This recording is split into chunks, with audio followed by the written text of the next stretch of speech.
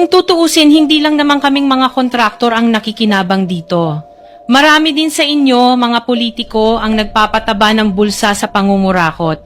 Ang totoo, may hati-hati yan mula sa pinakamataas hanggang sa mga nasa gilid lang ng sistema. Huwag nyo kaming gawing panakipbutas kasi kung babalikan ang lahat ng transaksyon, makikita ninyong mas malaki pa ang napupunta sa inyo kaysa sa amin. Lahat tayo alam ang laro, pero pag nahuhuli, kami lang ang tinuturo at pinarurusahan.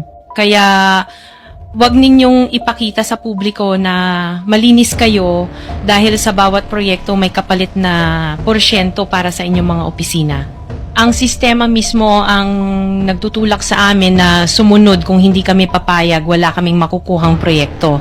Pero sa likod niyan, kayo rin ang pinakaunang nagdidikta kung magkano ang dapat itabi para sa inyo.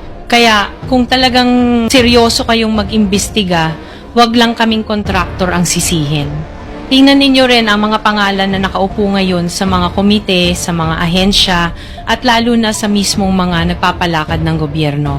Dahil sa totoo lang, pare-pareho tayong nasa iisang lamesa, iba-iba lang ang laki ng parte na nakukuha. Kawawa po talaga ang mga mamamayang Pilipino kasi ninanakaw lang natin ang kaban ng bayan. Pera ng taong bayan pero tayo ang nakikinabang. Hindi ba tayo nahiya?